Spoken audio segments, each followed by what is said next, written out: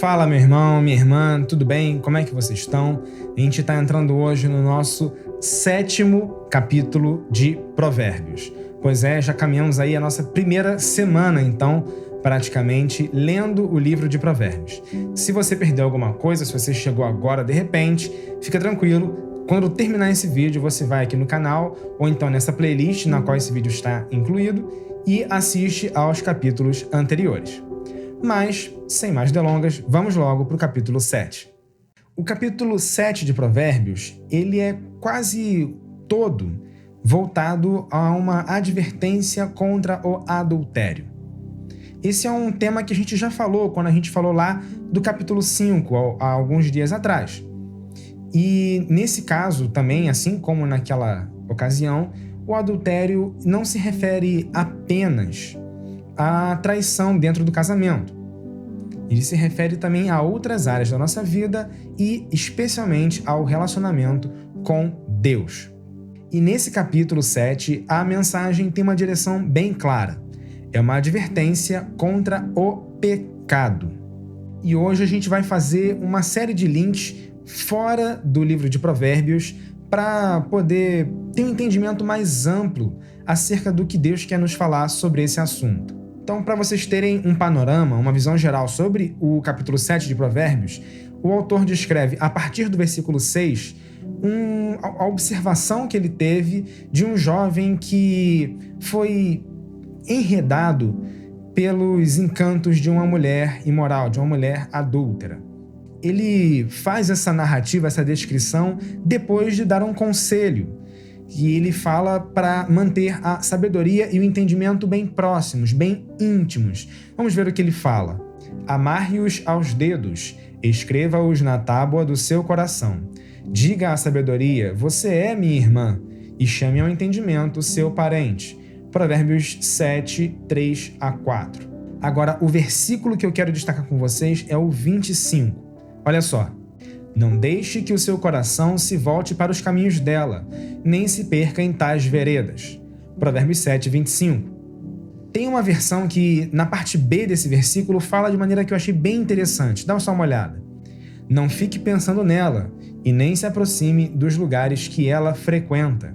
Eu acho muito interessante que o principal conselho da sabedoria para se evitar o pecado é manter distância. Não pense no pecado e não vá a lugares que te remetem ou que te levam a pecar. A gente também não deve simplesmente resistir ao pecado. O versículo que fala sobre isso, de resistir ao diabo, deve ser lido de maneira completa. Sujeitai-vos, pois, a Deus, resisti ao diabo e ele fugirá de vós. Tiago 4, 7. Repara que, para resistir ao diabo, é importante antes se sujeitar a Deus. Porque apenas o Espírito Santo pode nos fortalecer para vencer a tentação. Agora a gente vai, como falei, dar aquele passeio pela Bíblia e analisar a história de dois personagens muito importantes na história de Israel que passaram exatamente por esse processo descrito em Provérbios 7. José e Davi. No livro de 2 Samuel, no capítulo 11 e no capítulo 12, é relatada a história de Davi com Batseba. Essa é uma história até que bastante conhecida. Então vamos dar uma recapitulada rápida em o que essa história consiste exatamente. Bom, Davi era rei em Israel e existia uma época em que os reis iam para a guerra, sendo que, em um dado momento, nessa época, Davi preferiu ficar em casa. Ele estava caminhando pelo terraço do seu palácio quando avistou uma mulher que ele achou muito bonita. Ele então pergunta para os seus oficiais, ou pergunta para as pessoas por perto, quem era aquela mulher. E mesmo após ele descobrir que ela era, na verdade, mulher de um dos seus oficiais, ele decide se deitar com ela. A mulher ficou grávida. E para evitar que alguém desconfiasse de alguma coisa, ele manda chamar de volta para casa o tal oficial, que era o marido daquela mulher, para que ele pudesse descansar e aproveitar um tempo com a sua esposa, de repente se deitar com ela e, com isso, o filho ficaria como sendo dele e não haveria nenhum problema para o rei Davi. O problema é que esse oficial, chamado Urias, não fez o que Davi imaginava que ele poderia fazer. Ele pensava, poxa, como poderia eu descansar em casa enquanto os meus irmãos estão se sacrificando na guerra, estão dormindo em tendas? É aí então que Davi faz o impensável. Ele chama o seu comandante, ou melhor, ele manda uma mensagem ao seu comandante do exército e pede que Urias, que era esse oficial, seja colocado na frente de batalha. A ideia de Davi é que na frente de batalha, onde o combate é mais violento, Urias poderia ser morto por algum inimigo. E foi exatamente isso que aconteceu. E isso desagradou muito ao Senhor. Um tempo depois, um profeta chamado Natã foi enviado para falar com o rei Davi. Ele lhe conta uma história que muito deixa indignado. E, na verdade, ele revela que Davi era culpado do seu pecado. Ele abre os olhos de Davi. Davi percebe, então, o que fez e se arrepende. Deus perdoa o pecado de Davi. Porém, as consequências do seu pecado são inerentes ao próprio erro, ao próprio pecado. No caso de Davi, Deus disse que a sua família, mais especificamente os seus filhos, seriam marcados por assassinatos e escândalos. O que a gente observa na história de Davi é que ele cometeu uma sucessão de erros. Tudo começou porque ele estava em casa quando deveria estar na guerra. Ele era um rei, ele deveria liderar o seu exército. Primeiro erro. O segundo erro, ele observou a mulher e deixou que aquele desejo entrasse no seu coração. Ele então consuma o pecado, mais um erro, e para encobrir esse erro anterior, ele comete um pecado ainda maior, que é o assassinato. Essa história é a demonstração prática daquele conceito, um abismo chama o outro abismo. Esse conceito se refere a um pecado chamar outro pecado. É como a gente diz, se você conta uma mentira, você precisa contar uma outra mentira para sustentar aquela mentira anterior. E por aí vai. Qualquer pecado que você comete te torna mais propenso a ter que cometer um outro pecado para encobrir ou compensar aquele primeiro. O que deveríamos sempre prezar é impedir que o primeiro pecado acontecesse, mas se por acaso ele acontecer, impedir que o segundo aconteça e assim evitar que a progressão se realize. Agora, vamos ver uma outra história que teve um desfecho bem diferente da história de Davi. José era o 11º filho de Jacó, e com isso ele era neto de Isaac e bisneto de Abraão. Ele era o filho preferido do seu pai. E por isso o pai lhe dava muitos presentes, lhe deu uma túnica muito bonita que o diferenciava, e isso provocava a ira dos seus irmãos. Como se não bastasse, ele também tinha sonhos de que seus irmãos e até o seu pai iriam se curvar diante dele. Isso os deixava muito provocados. Um dia eles pegam José e pensam em matá-lo, mas não fazem uma coisa tão dramática. Ao invés disso, eles o vendem como escravo a uma caravana de ismaelitas que se dirigia ao Egito. No Egito, José se tornou servo de Potifar, que era um chefe da guarda do próprio faraó. Deus abençoava tudo o que José fazia. E com isso, ele foi ganhando a confiança do seu senhor, até que foi colocado como o mordomo, como o administrador de todas as suas posses. Tudo ia muito bem, até que a mulher de Potifar começou a se encantar por José e querer se aproximar dele. Ela queria dissuadi-lo a se deitar com ela.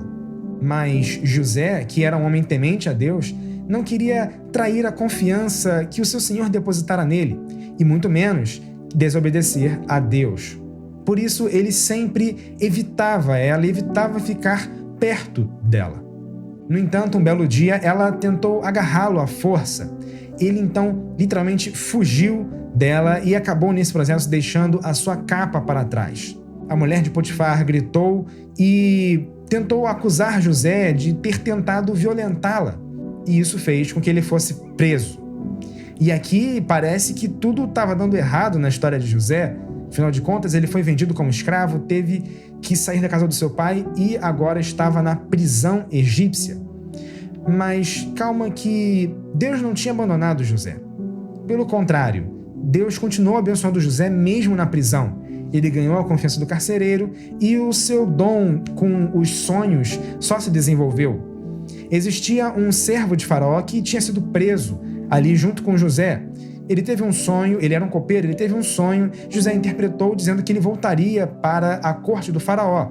Isso se cumpriu e um tempo depois, quando o próprio faraó teve um sonho perturbador, esse copeiro lembrou ao faraó de que existia alguém que interpretava sonhos lá na cadeia.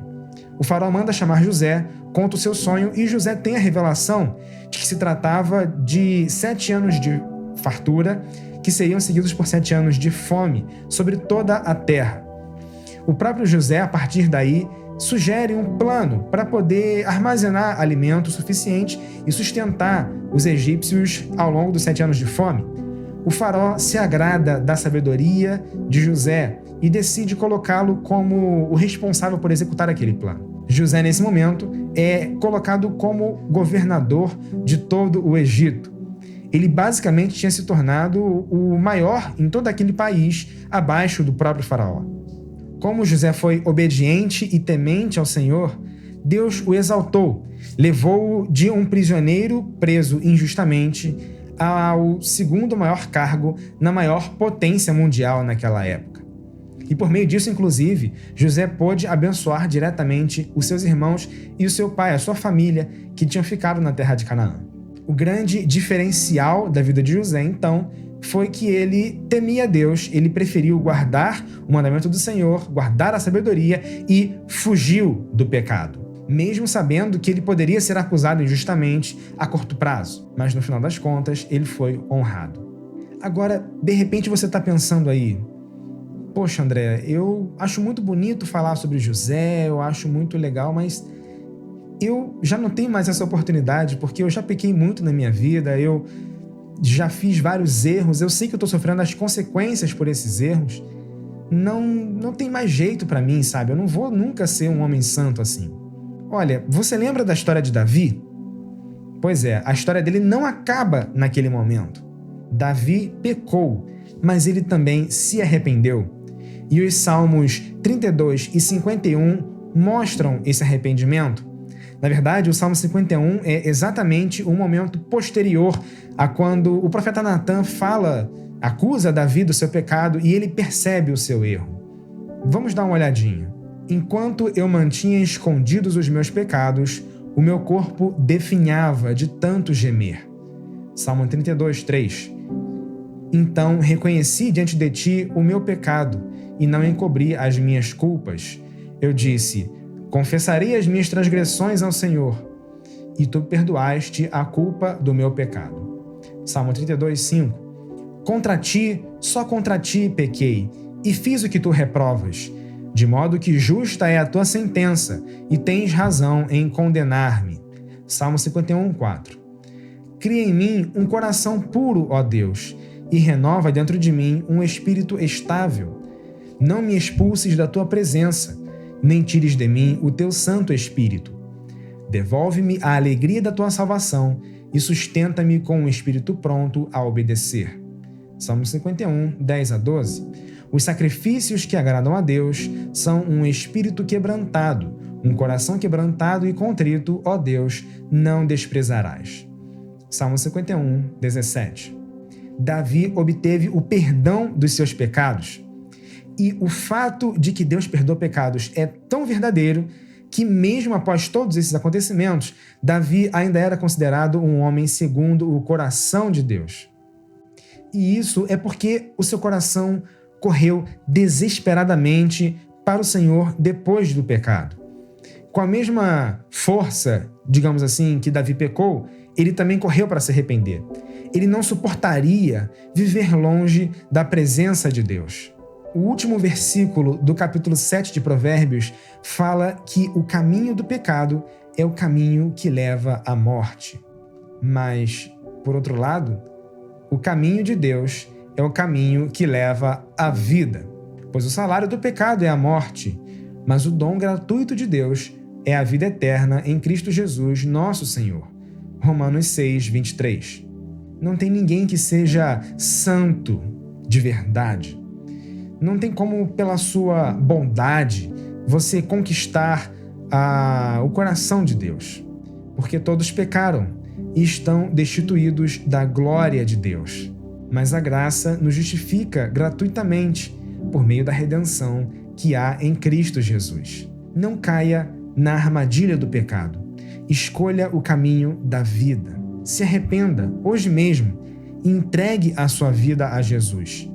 Se Ele te purificar, você será alvo como a neve, como o próprio Davi falou no Salmo 51. Então, eu queria deixar uma mensagem final para vocês. Para sermos salvos, precisamos reconhecer que somos pecadores e que a nossa própria justiça não basta para encobrir os nossos erros. A partir daí, precisamos reconhecer que Jesus é o único caminho que, por meio do seu sacrifício, nos traz novamente o acesso ao Pai.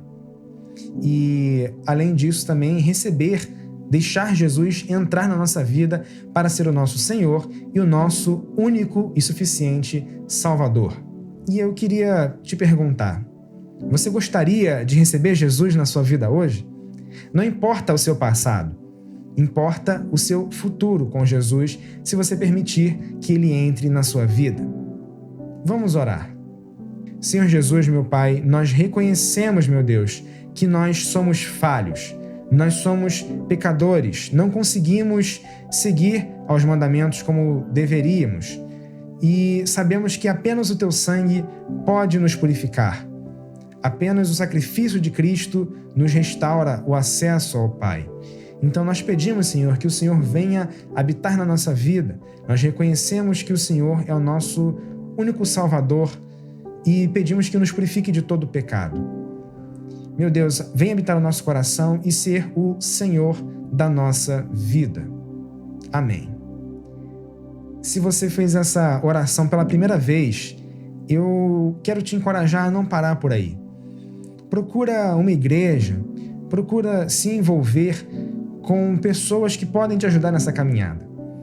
Nesse momento, a gente está vivendo uma recomendação de um isolamento social e isso nos impede de interagir, a não ser que seja à distância. No entanto, mesmo assim, aproveite a internet, aproveite os recursos para já começar a se aproximar das pessoas. Agora, uma coisa é fato, não tem distanciamento social que possa nos distanciar de Jesus. Você pode começar hoje mesmo uma vida de comunhão com Ele. Você pode desenvolver essa comunhão com o seu Salvador. Comece hoje, assim que acabar de ver esse vídeo, já pega para ler a Bíblia. Vai ler esse capítulo que a gente falou hoje, vai ler a história de Davi, a história de José, outras histórias que a gente tem contado ao longo dos dias aqui nesse canal. E desenvolva essa vida de leitura da Bíblia, essa vida de oração. Peça que Jesus se revele e Ele irá se revelar a você. Isso é garantido. E então não fica parado e já começa hoje mesmo. Que Deus te abençoe e até a próxima, se Deus quiser.